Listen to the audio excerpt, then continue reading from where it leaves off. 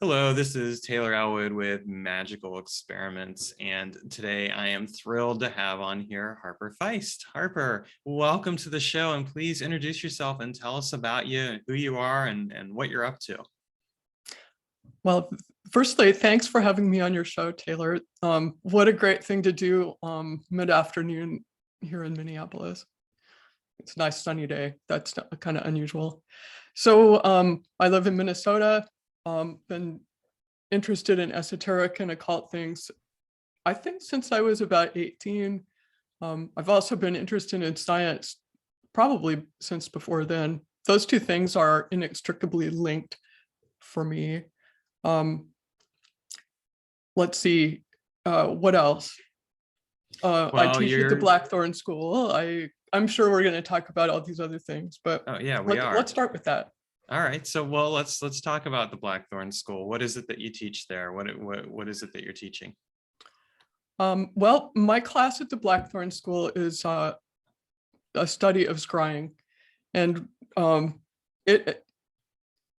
developed it initially just because it's a thing that I do sort of naturally well for reasons that are interesting and a little bit sad, I suppose. But it came to my attention maybe even a decade ago that people are really kind of frightened to try it.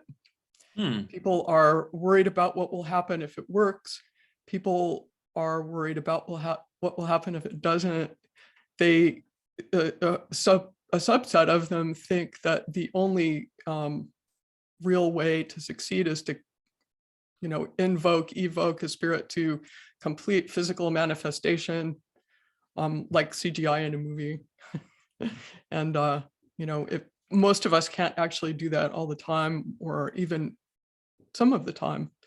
So I wanted to kind of take that belief apart and just let people know that we're actually designed to do that sort of thing by virtue of being incarnated and wanting to communicate with each other and with the invisible universe. So let's talk then, let's take a moment and define what scrying is for anyone who is watching this that has no idea. So what is scrying? Oh, that's great. You've thought about this.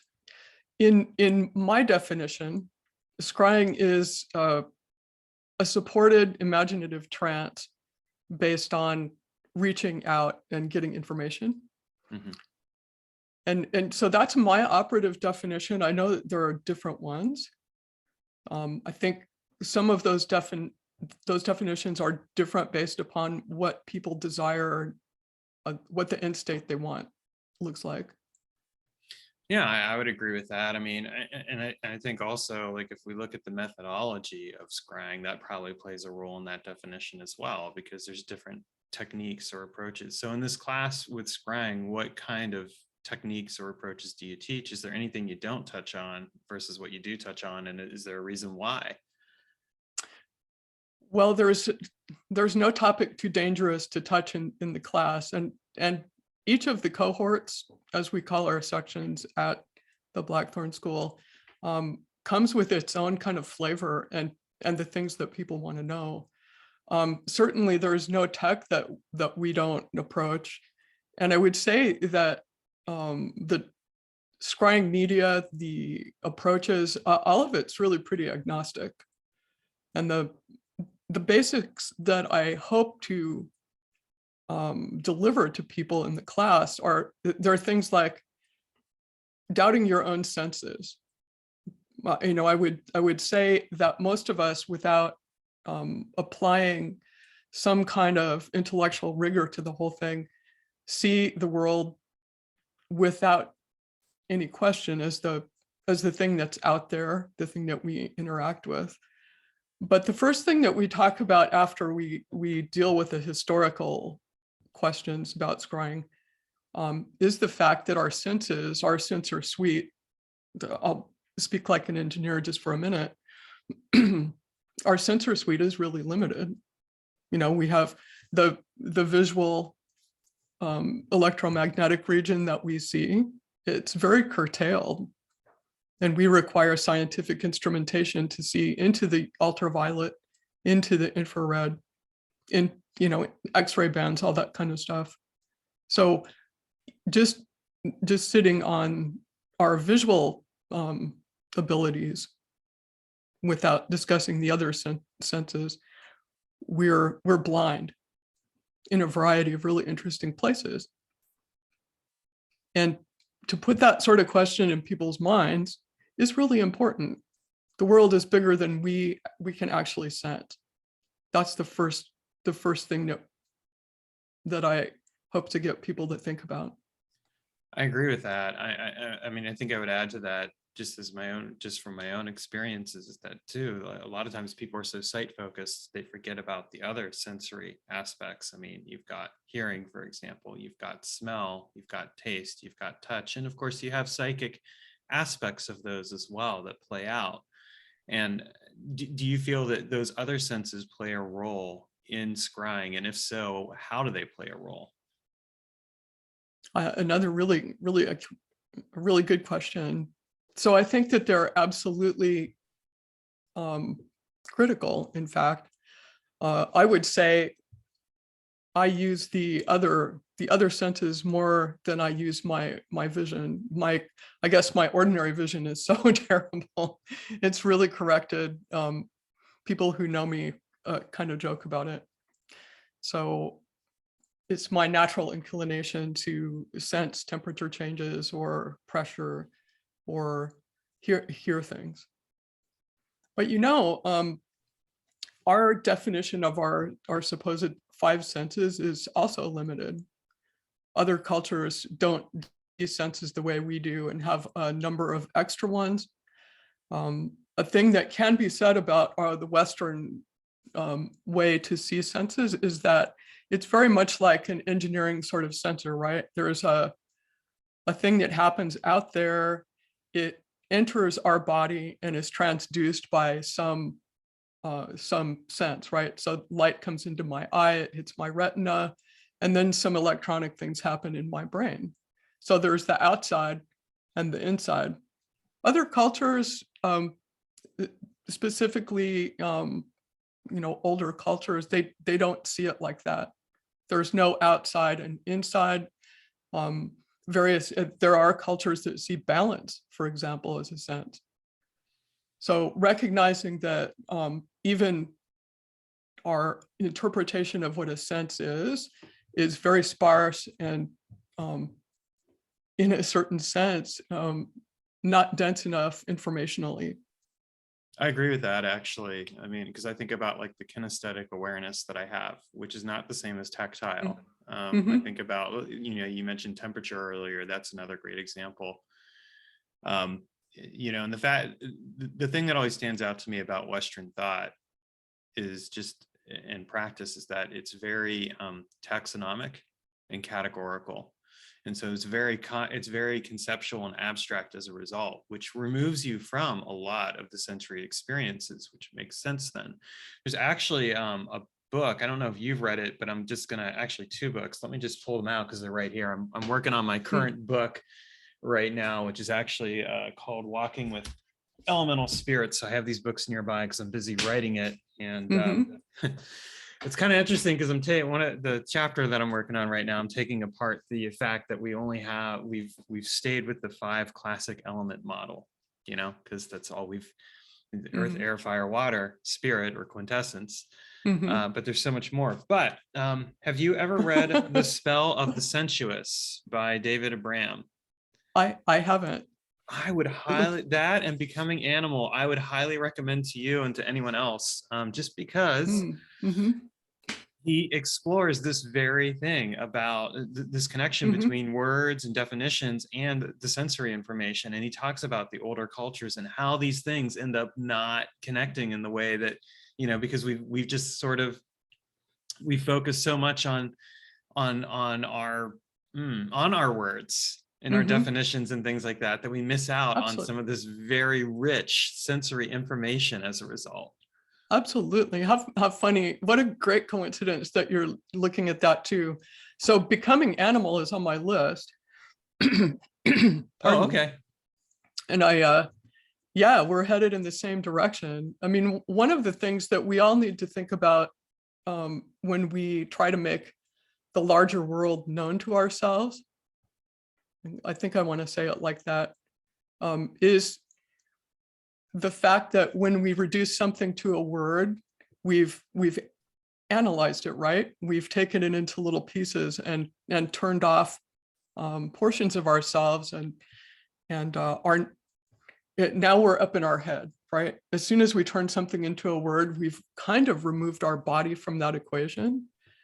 And certainly, if we want to make the world a bigger place for ourselves, and I think that's really what we're doing when we're, delving into spiritual things. We want to access the big forces, make the world bigger.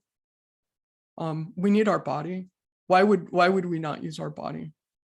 Exactly. We need our bodies. We need to integrate that experience in. Your body is the most potent magical tool that you have.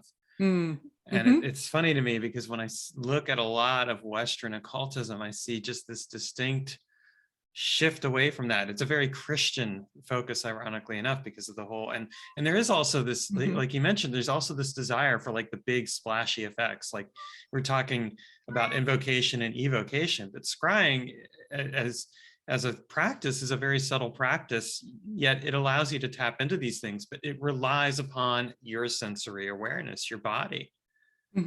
And so does so much of magic. I mean, the really effective invocations that I've done have been the ones where there's been possession involved, where the spirit possesses. Yeah. And there's this bodily connection between and this experience that shifts outside the normal experience. Even with evocation, the evocations that have really come together, it's the same kind of thing. There has been, it's not necessarily been, okay, the demon physically appears right here and I can touch it and talk to it and everything else. And yet that's what people want. They want that, seeing is believing thing. And it's such a limitation of Western thought and practice that's causing that. And yet, what is ceremonial magic meant to do? Ceremonial magic is meant to make it safe, right? So the like you said, the demon shows up over there. And I would say that the whole of ceremonial magic is meant as an anti-possession form of this interaction.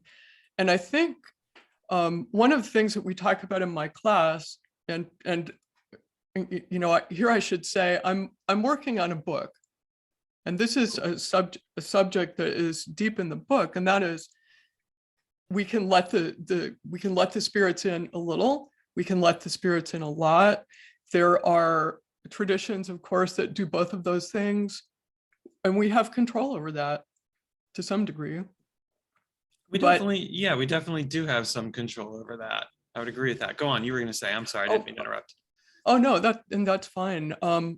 But ceremonial magic is meant as a complete separation between that demon over there and me, safe in the circle with my scryer, or with some hapless little boy who happens to be work in my shop, for example. But we actually have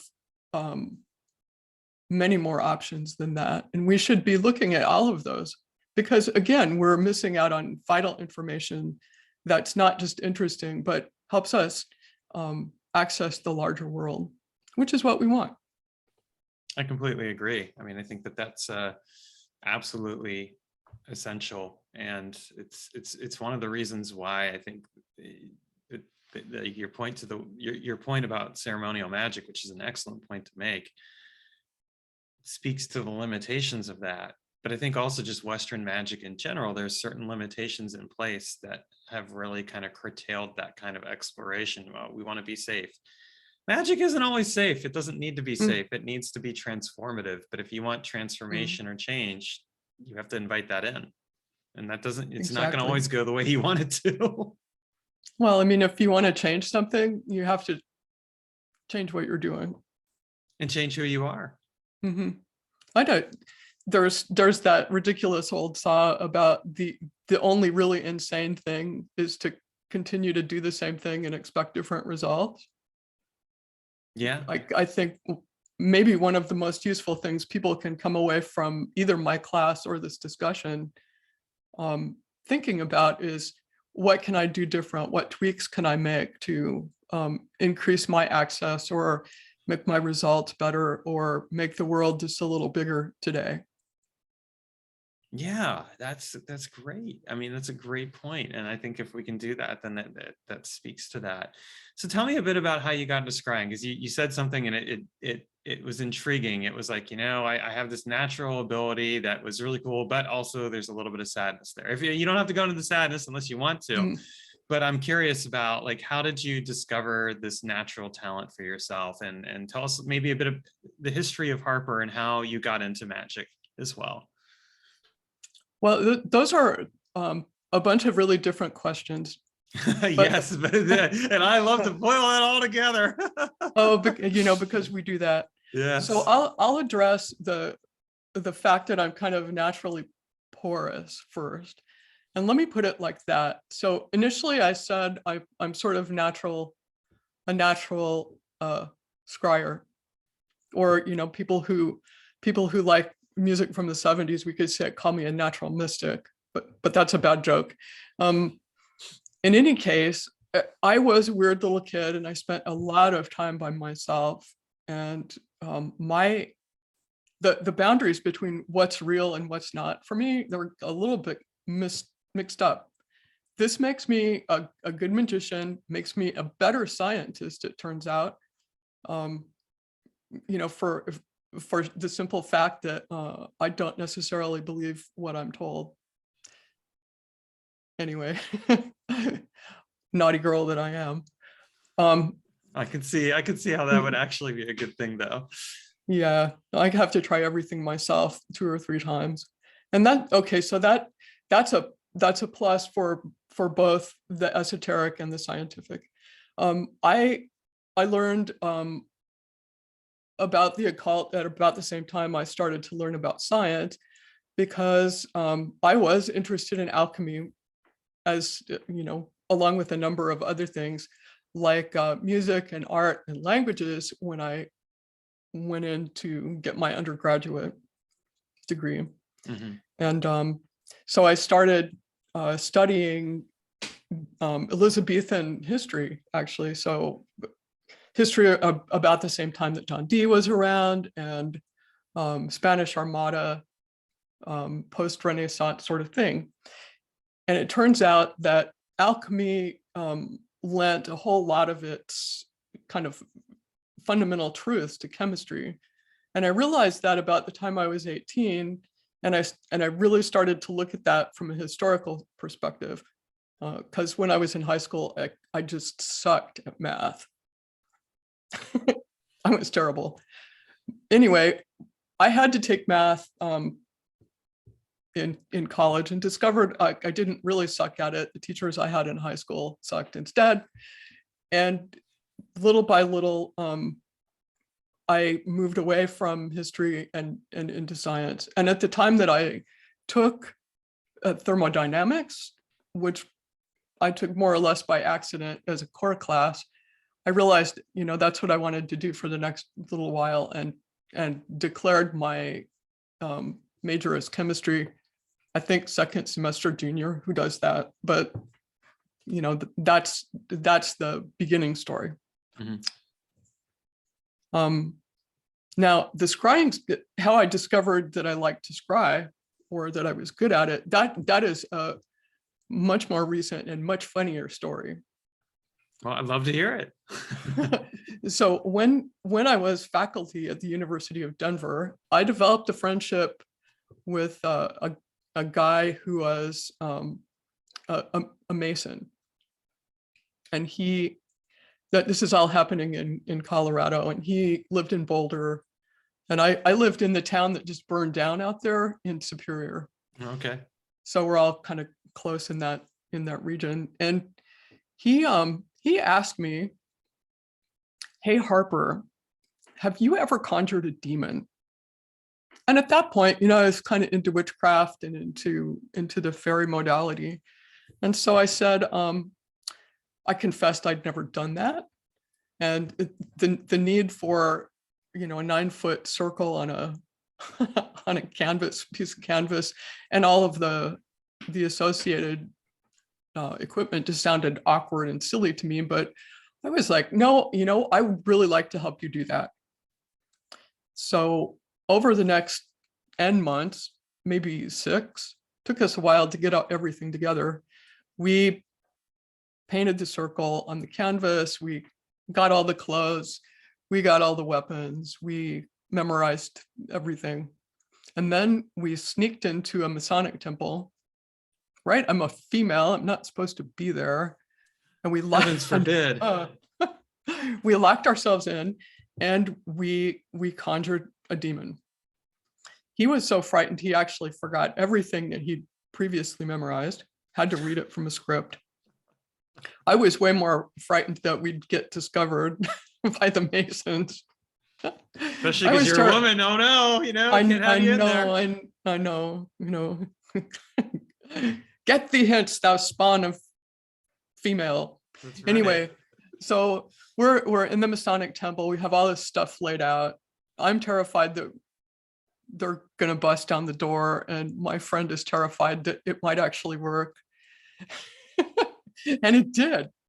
So I'm his scryer, and I'm sitting inside the circle at his feet, and he is, doing all his stuff with quavering voice, and it was really funny. Anyway, the demon showed up not where it was supposed to, but way back in the back of the Masonic Lodge, kind of on top of these weird folding chairs that are almost like the chairs at the movies. And the demon was small and not very frightening, and sounded an awful lot like my mother, in that the demon's all depressed because nobody's talked to him for a while. And it was like, why haven't you called me? But there was something there, and my friend felt it. I saw it. I heard it. The entire atmosphere of the room got cold and humid. There was a really strange kind of candle-like echo in there. And at that point I was sold. I wanted to continue to do this kind of stuff. And my friend wanted to do it to, get a hold of buried treasure. But I just, I want the world to be big and exciting and interesting. And so I kept doing it. Well, I think that's a good reason to, I think that's a better reason to do it than the buried treasure. I mean, the buried treasure could be useful, right? But yeah, I mean, it's interesting. I'm actually going through a program right now. Stephanie Connolly is doing this, going through the Goetia each week, and I'm on the Patreon for that. So we're wrapping up work with Visago this week, and then we're moving on to the next one. And it's interesting because it's kind of like a getting to know you. Now, I've worked with the Goetia for a while. I've been doing work since the 1990s, late 1990s in that case, because I started practicing in 93, but late 1990s. And so I've always done some work with them, but it's kind of interesting to go a little bit further and into more of a dedicated thing just for the sake of doing it. And I think that like this is a good example though of how like you can have that kind of experience and it changes your perception. You're like, oh, this isn't really, all this hype and everything else isn't quite what I thought it was, but hey, this has led me into something deeper and more interesting. Yeah, so that sounds really great. Are you doing a demon a week, or? Yeah, it's a demon a week. Oh, that's right. So we've already done Baal, we've done Agaris, and now we're doing Visago. The temptation is really great for me to ask you what your favorite demon is. Should we get into that? Sure, we can. you tell me yours, I'll tell you mine. How's that sound? Well, no, I'd say my favorite one is Person, actually. Why is that? Because he has done a lot of space-time magic work with me. And I've written some books on space-time magic, and he's definitely played a role in that and continues to play a role. I'm doing some work with him right now, actually developing some new exercises for the next space-time magic book that I'm wanting to write. I've been in the process of researching it for the last few years, and it's starting to get more and more. It's starting to come together more. I think I'll probably start writing it hopefully by 2024. Awesome. Give you an idea of what the research involved, because part of what I'm doing is I'm doing a lot of research into architectural aspects of space and how designed space can be worked with, and taking those non-occult disciplines and fitting them into the occult in order to work with them. So that's a huge part of why it's going to probably take a bit longer than sooner, because I'm having to read up on a fair amount of stuff and learn it, which So what about you? What's your favorite demon? Well, so the demons that I've worked with most have come from the Ecclesia Gnostica. I think, the story I just told, my friend figured that somehow these demons were less terrifying than straight up Goetia. So the demons I've worked with are sort of directional guys from there. And I will say, Ansoel has been very handy to me. And I have a couple of those guys are now my house spirits. I've worked with them so much that they're kind of constantly around. So I leave flowers for them, and they help me when I need that sort of I don't want to call it service, but it kind of is that. Yeah, I get that. I mean, I have some that I've worked with a lot of where again it's kind of the same thing. There's a constant presence there. I actually have what I call evocation portals that I've created for the purposes of having them, basically up and about and not having to do like the whole formal evocation. Instead, just they're there if they want to be there, and if they're not, they're not. Yeah, it's like having friends who stop by for a sandwich, kind of. Kind of, yeah, metaphysical sandwich.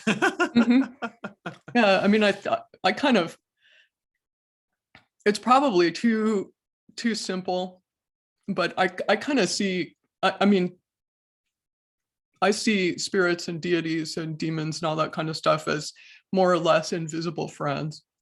And I recognize the fact that that probably, to do that in public, it encourages people to be a little bit slack with their safety procedures.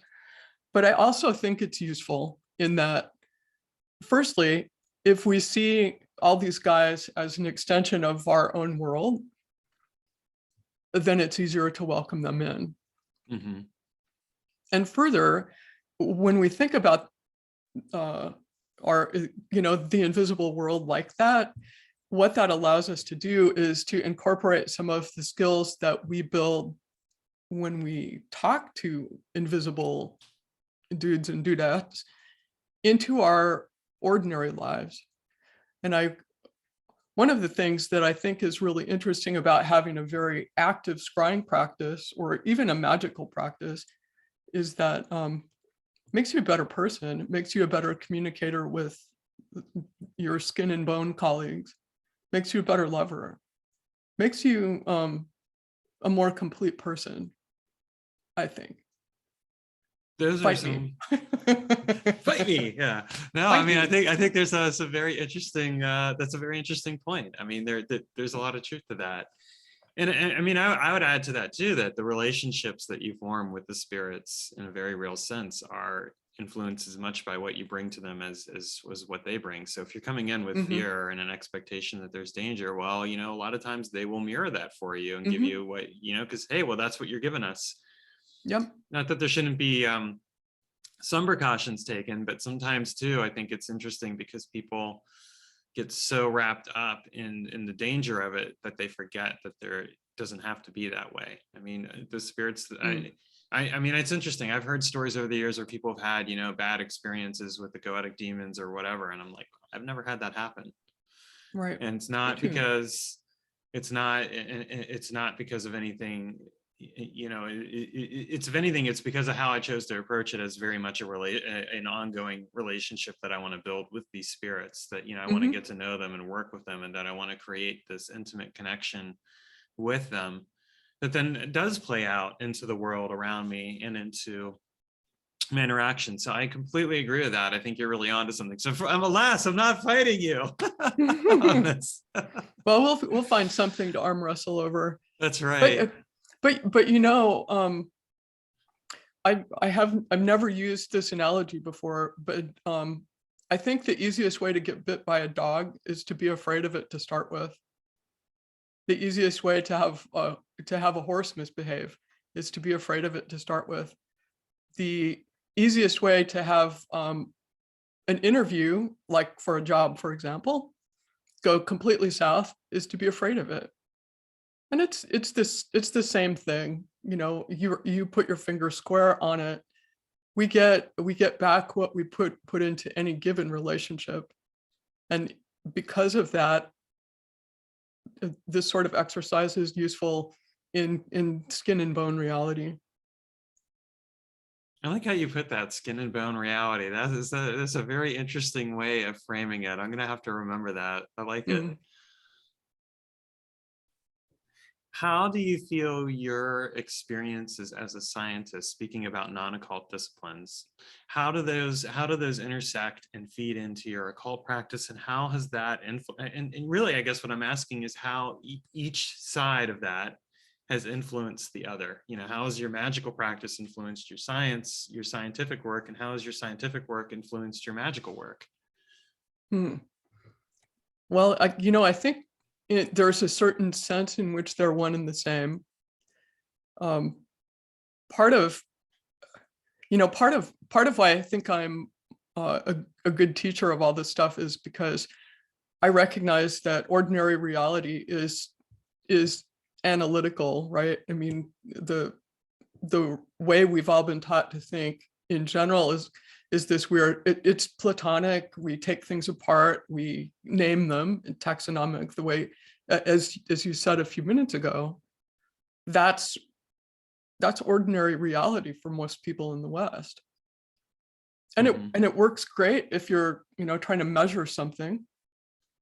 It works fine if you want to make a chocolate cake from a recipe, but it doesn't work fine when you're trying to communicate, or when you're trying to feel anything. And so, how to put it, I think I'm useful because I know where those boundaries are. What kind of thinking is good in what place? Now, having said that, there's an awful lot of really analytical things that go on in my class. I do approach scrying in the same way that I approach science, and that I perform the same experiment over and over and over and over again to establish reproducibility. And if it doesn't happen the same, at least partially the same way more than once, then you don't understand how to get those results. Also, I bring this sort of irrational observation to my science. I'm a good scientist in the lab because I'm paying attention to things through my body. I'm paying attention to things that I'm not even consciously aware of. Yeah. There was a really interesting study done not very long ago on people who sell stocks, right? It was determined by someone who once had been kind of on the Wall Street floor and had moved to neuroscience, that some of the most accurate, the guys who were most accurate in understanding where the stock market was going to go actually were not paying attention to the indicators, rather consciously, but rather their cortisol levels tracked with volatility in the stock market. So I mean, we're aware of things in our body that our heads don't access. And if we can tap into that in some way, then we've completely won in every way. Yeah, I mean, there's something to be said for the fact that your consciousness is really limited. And your subconsciousness or your bodily consciousness or your body awareness brings a lot more to the equation. I mean, I think that's something that I've discovered over the last, especially once I started doing Taoist Qigong and meditation practices and things like that, that it really shifted me away from the Western perspectives more toward this bodily awareness. And as I integrated it into the stuff I had learned when I first started out, some neo-shamanic techniques and things, it even took it further, because it was like, wow, there's a lot being missed out here because we're so wrapped up in here. And, there's a saying that Bruce Francis, the guy, he's energyarts.com, and he teaches these classes, but he says that, want to remove 9 pounds of ugly fat, just chop off your head.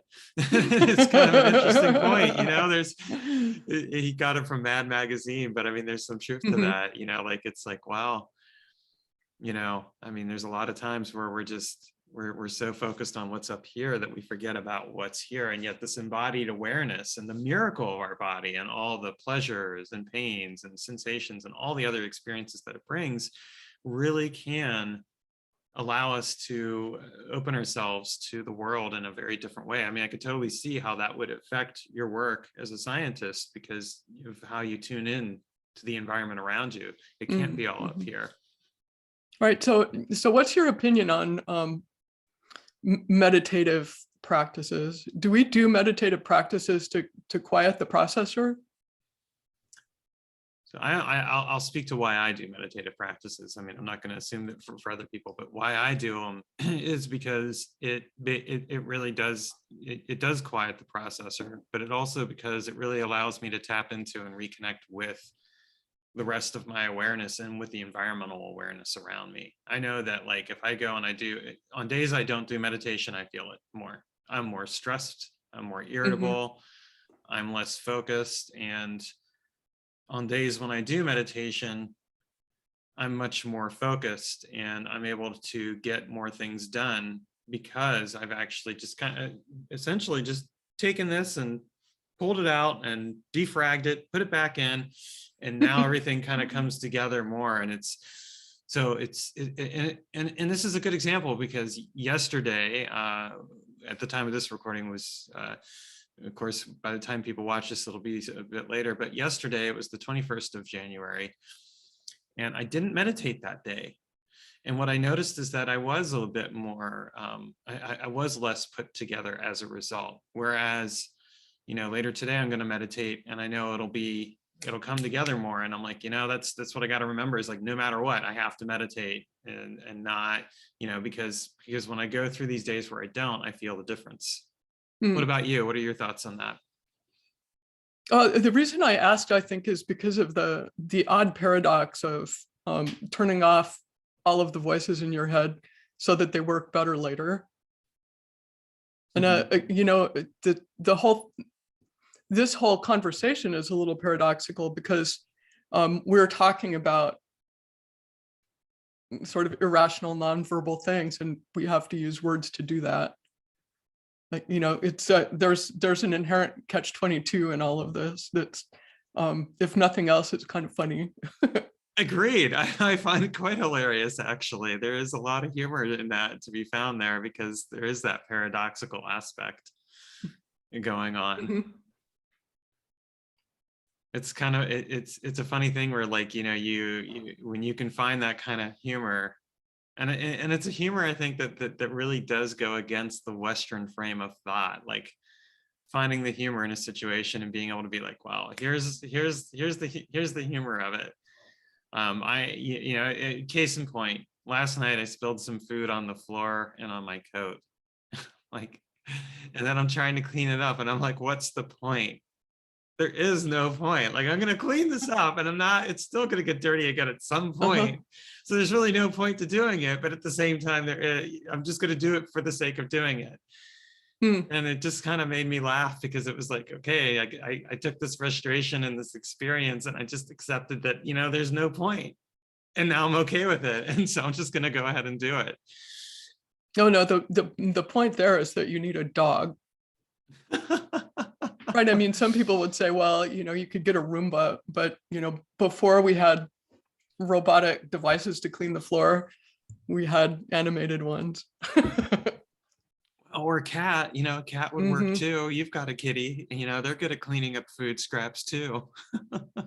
Don't I wish she will eat only the things that not pass her quality factor, as it were. Oh, so she's a bit more of a selective kitty. Mm. And she's not useful as a floor cleaning mechanism.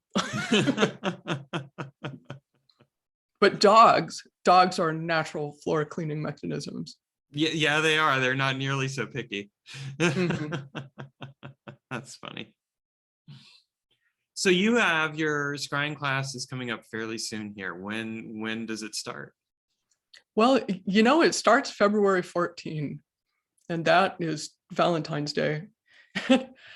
I didn't do that on purpose. I'm sort of unhooked from my calendar. I think we've all experienced that as a result of COVID, but I'll find some mischief to cause as a result of that coincidence. Trust me.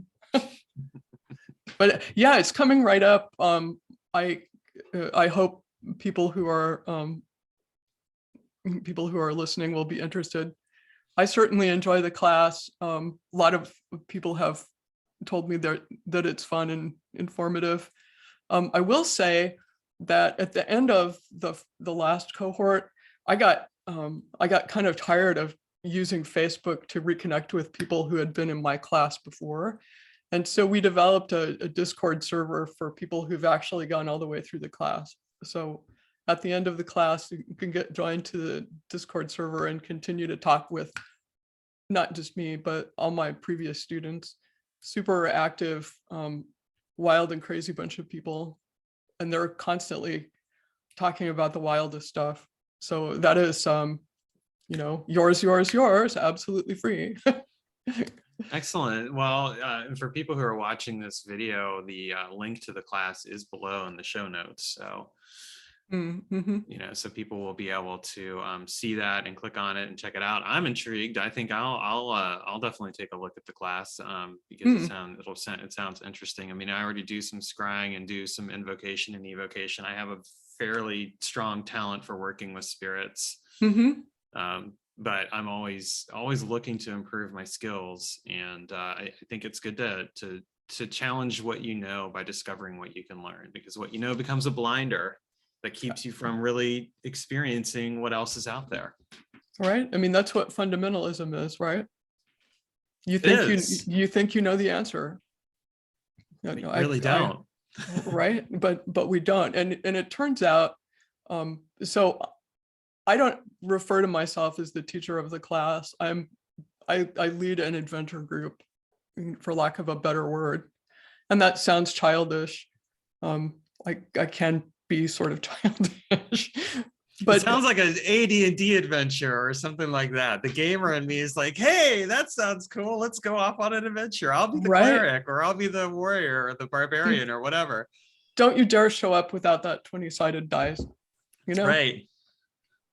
But I think one of the key things about the class is that it's not just me. It's however many people are in the class talking about this stuff. And in the last cohort, to kind of scroll back to things that we were talking about previously, we got into talking about fear. And I want to say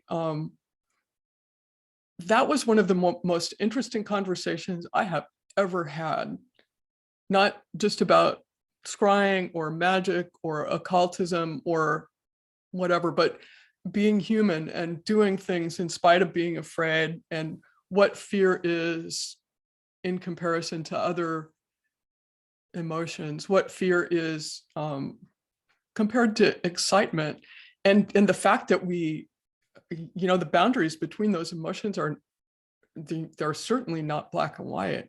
Mm-hmm. This weird spectrum of how we feel when we're presented with something that's very interesting and a little bit off-putting. it was fascinating. And I bring that up for the simple fact that, you know, we get together as a group of people all kind of talking about a single thing, but it always branches out. It's like this weird ideological octopus. And I can say for myself, at least, super beneficial, super interesting, very catalytic environment.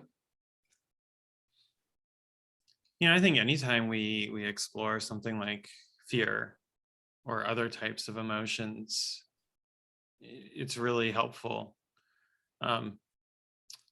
Some of the stuff that I've been reading over the years I've been reading, of course, Brené Brown's books on shame and love and all these other emotions and things. And I mean, I think it's been really fascinating and insightful to explore because, you know, all these things play their own role. And again, that's another example of a sensory aspect that we just kind of discount, you know, our emotions, but our emotions play a very integral role in what we sense and what we experience.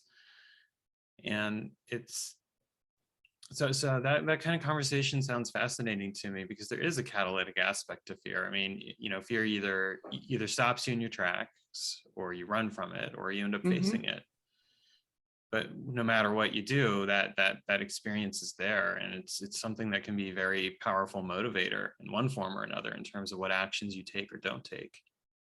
Sure. And you know, you brought up this notion of shame, and that makes me think about how in general, we come at our lives through this sort of fundamentalist aspect where we see what we've been told we can see, we do what we can, what we've been told we can do.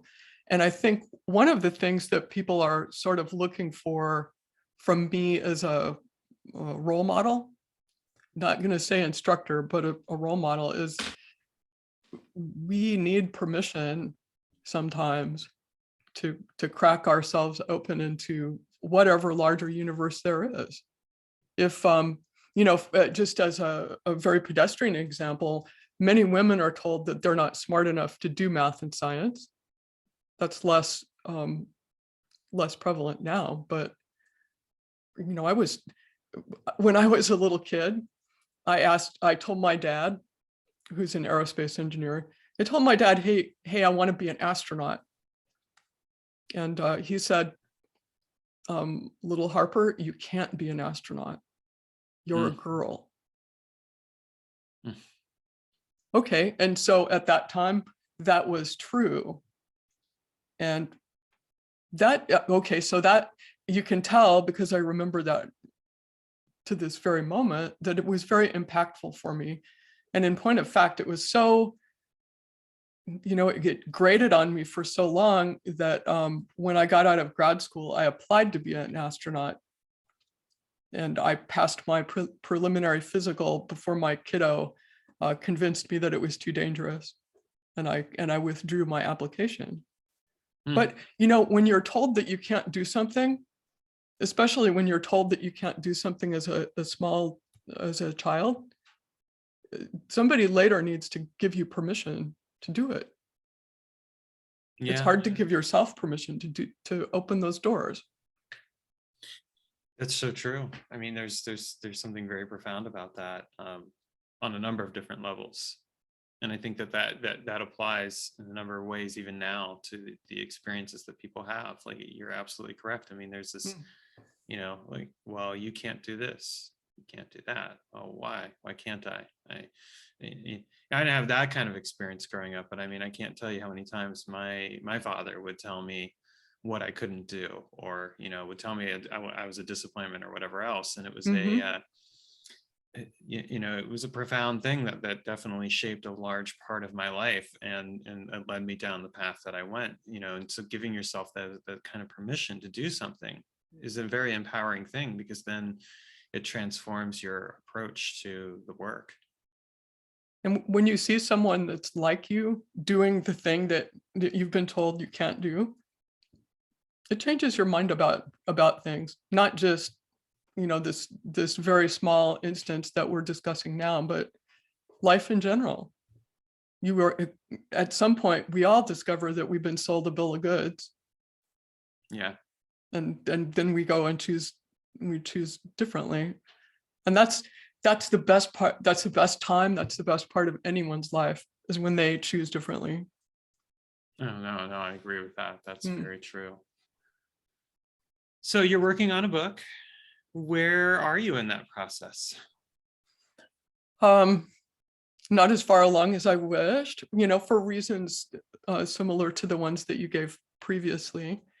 I am behind my own timeline because I decided, got into an argument with someone about ritual tools, let's just say.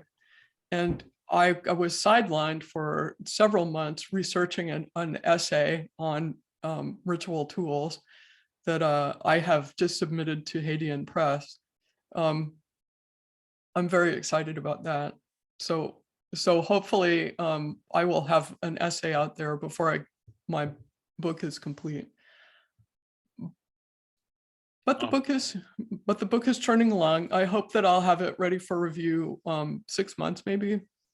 Cool. Well, when it comes out, you'll have to let me know, and we'll get you on the show again, because it'd be interesting to talk about that. And I hope you get your essay published for Hadean Press as well. I think it'll be good. I'm excited about all that. I as wearing my hat as a scientist, I have a really huge number of peer-reviewed articles and a patent, and even a book chapter. But this will be my first entree into esoteric writing. I'm beyond excited. Well, I'm excited for you. It's always good to see new contributions and people putting their work out there and allowing and exploring things. I mean, I think that there's, we need those kinds of perspectives. I mean, one of the reasons why I'm doing this series of videos where I'm interviewing different people is because I like to feature the work of what other people are doing out there. It's not always work that I necessarily would get into otherwise. And so it gives me a chance to learn something about what someone else is doing and perhaps spark that bit of interest that I might otherwise miss out on. But it also gives me a chance to get to know what people are actually doing and who these people are. I mean, I've known about you for years now. I mean, I haven't known a lot about you, but I mean, I've certainly seen you online. I've seen you, with Facebook, seen friends and all that. But like, this is the first time we've actually talked, really. And yeah, so I noticed that you're talking to a bunch of women nowadays. You should explain that or describe it anyway. Oh yes, well I will. Well, I am doing. I mentioned this in the interview that precedes this one, which is actually, at the time of this recording, it's coming out on Monday, the 24th of January, but by the time this airs, it'll have been out. But the reason I'm doing a lot of interviews right now with female occultists is because, well, a few reasons. One, there are a lot of women out there doing very interesting and novel work, and a lot of times they've been ignored by podcasts and all that because the focus tends to be on the sausage fest, on what male occultists are doing, me included. And not to say that, my own work isn't fascinating and interesting. I mean, I hope it is. Certainly some people seem to think so, because they buy my books and ask me questions and all that fun stuff. But, I think it's really important to balance that out. And there's also this misogynistic current in Western occultism, in my opinion, where, and I think that also needs to be countered. And this is one of the best ways that I can think to do that, is to actually feature the work of women occultists and like yourself, like what people are doing out there and the kind of work that they're doing and the kind of contributions that they're making, and hopefully get people in general more interested in learning. And I mean, this isn't the first time that I've done something along these lines. Certainly the podcast has been that of late, but I'm actually good friends with Brandy Williams, who I believe you know. And she's such a delight. She's an amazing person. I feel fortunate to have her as a friend. And a while back, she and I collaborated some on some different projects. So, I mean, she's always been a good influence in my life. And, I have lots of respect for her. So I think, when I think about why I'm doing this right now, it's just for the foreseeable future. Most of the guests on this show are going to be women occultists. you know, and there'll be the occasional other sausage besides myself.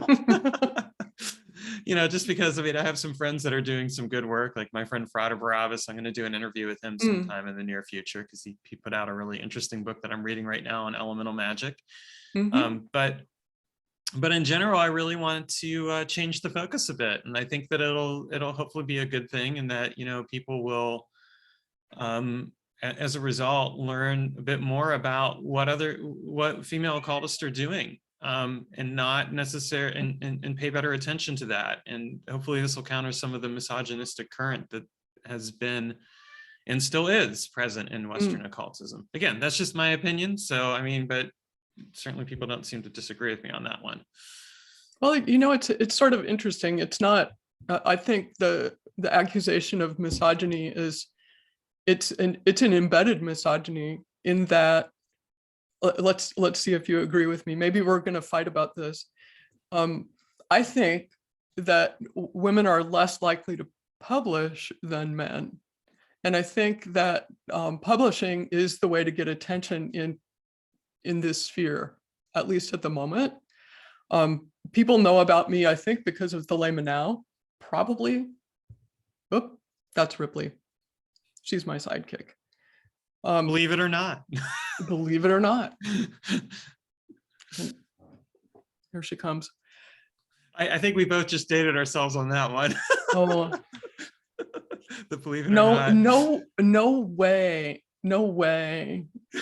Robert Ripley is, he probably literally is immortal, but his ideas absolutely current. But I really think, you know, part of the reason that women are a little bit less visible than guys is because we're less likely to publish. So why are we less likely to publish? You know, I think for a lot of women, their spirituality is a private thing. And, you know, we can explain that, at least partially, because many of us grew up in Christian households, and we're, you know, we actually did read the New Testament, and the place where Jesus says, you know, don't pray in the street, pray in your closet, pray directly to God. I think, you know, it's worth recognizing that as a potential cause for this. You know, guys are more comfortable with, I think, right? I've never have been a guy, so at least not in this lifetime, right? At least not this time around. But I think they're more comfortable with being visible. I think, you know, if we're going to develop some kind of schema against misogyny or the invisibility of women in any subculture, we have to deal with stuff like that. And of course, right, misogyny is rife in the fields of math, science, and engineering. I'll tell you that. Nothing has changed there. People are, it's a little bit sneakier nowadays, but it's the same. I get paid 75% of male scientists. I know that.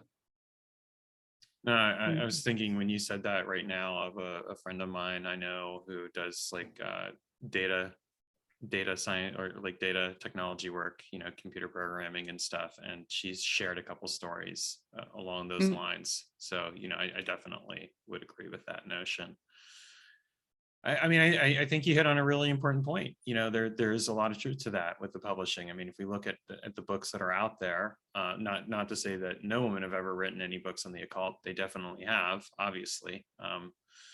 But you know, I think there is some truth to that, you know, and I think it's worth recognizing that in and of itself plays a role. And then, you know, the cultural thing that you alluded to. I mean, certainly I will say that, I mean, I've been practicing magic since 1991, or no, 1993, excuse me. It wasn't 1991, it was 1993. I've been practicing magic since 1993, so about 30 years now. And I'm not going to say I've never encountered my share of flack and stuff. I have. I mean, I've definitely put some controversial stuff out there. When I first wrote about pop culture magic, I was told I was reinventing the wheel and that it wasn't real magic and all this other stuff. And I've certainly gotten some flack over the years for things. But at the same time, I think that, you know, as in this lifetime, a male, there is certainly a level of privilege that comes with that, and things along those lines that just that makes it in a sense easier, you know, like, oh, I'm going out here and I'm writing my books and all these other things. And so, I mean, I think that there is some truth to that. So that in and of itself just brings this kind of awareness even more to the fore, because if there's no critique or examination of this, what else are we missing out on? Again, this kind of goes back to what I said earlier about challenging what you know to discover what you can learn. How much aren't we learning? What isn't being challenged because, you know, only certain voices are privileged over others? Well, you know, so that's a really important question, not just in again our little subculture, but in human relations in general. So women are underrepresented in math and science. So what inventions are we missing because they're not there? What ideological improvements are we missing because they're not there?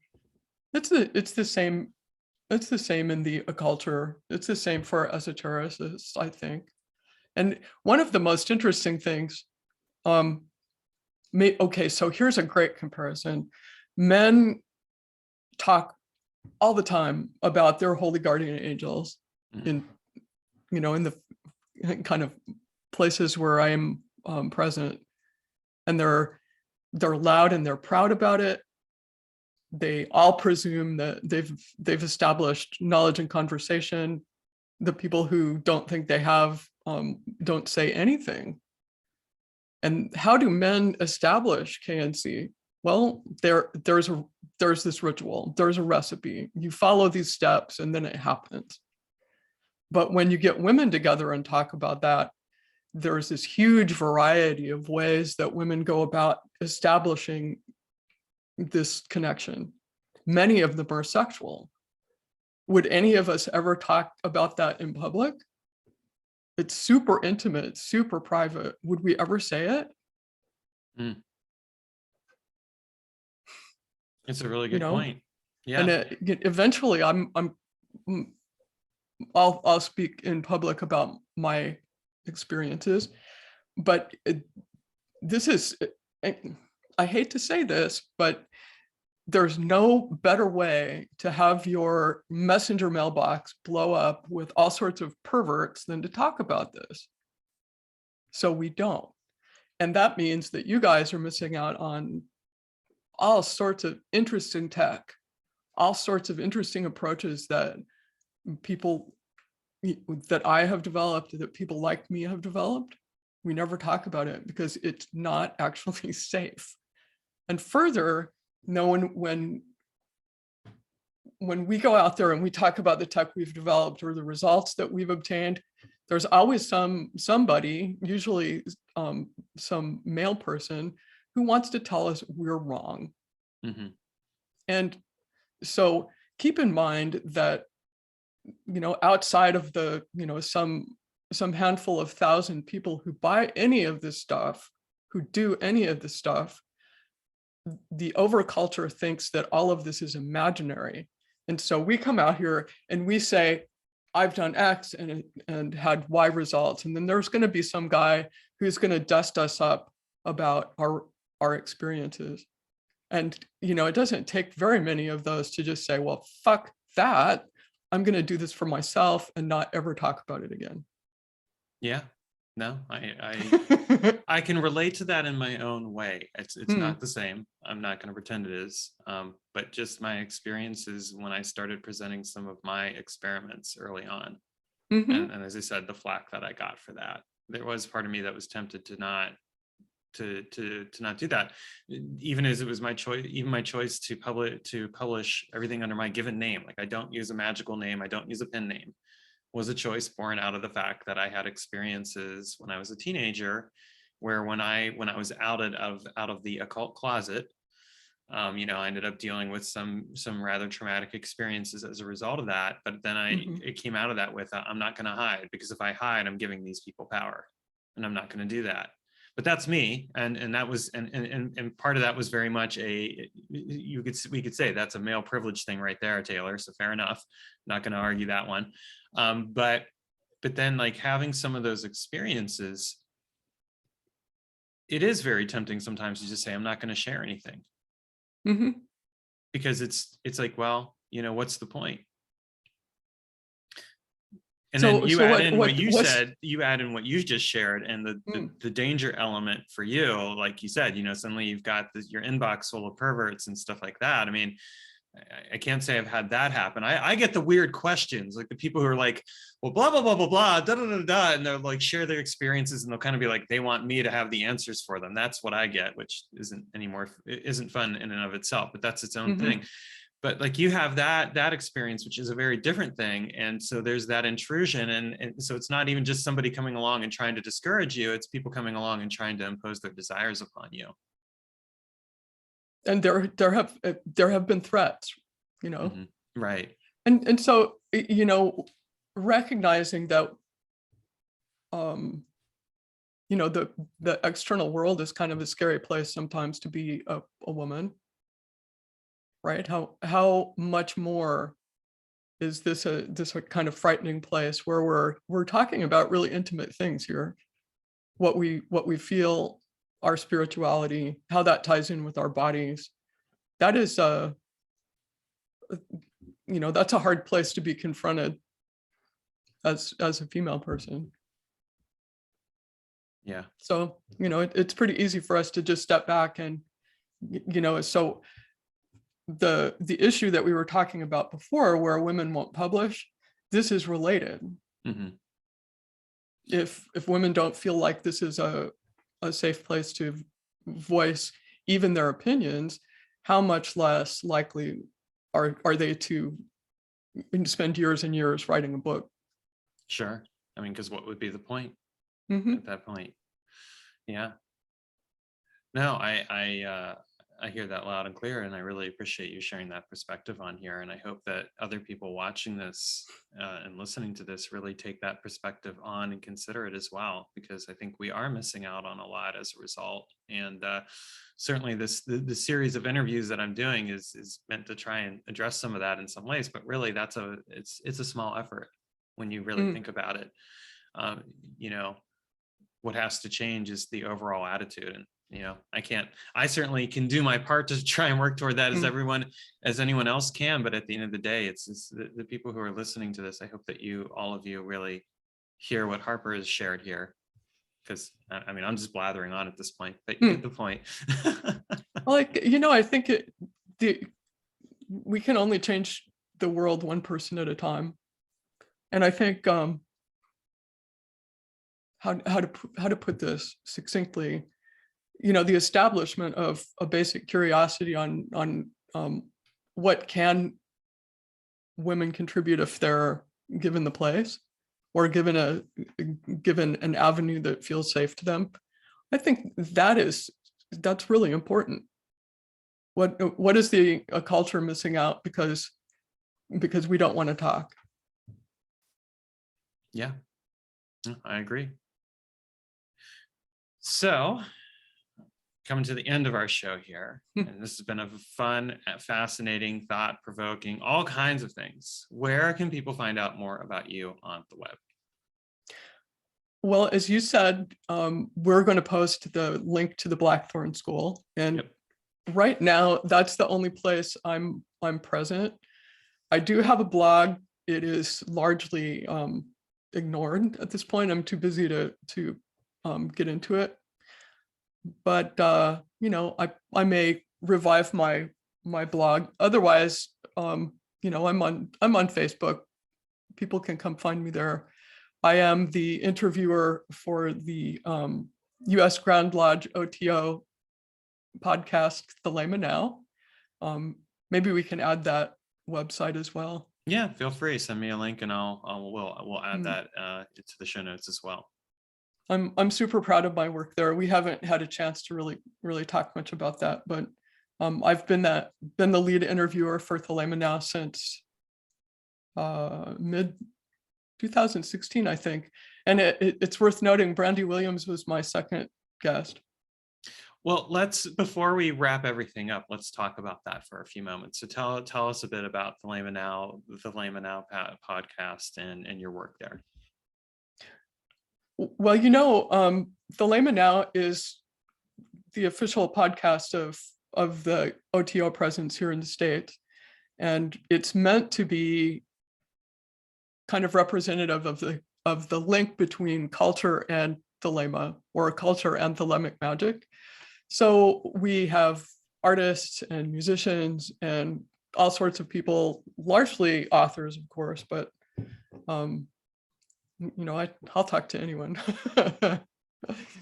because it's fun, and I'd love it if people would check that out.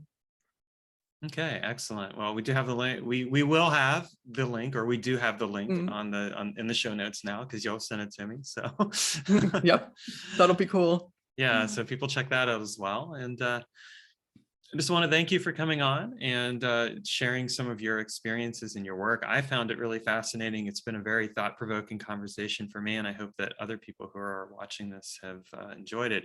Any final words you want to share with us? I just by way of thanks, this has been great, Taylor. We know we have a lot of interesting things in common. We should talk more. We definitely will. Very All cool. right. Thanks a million. Thank you.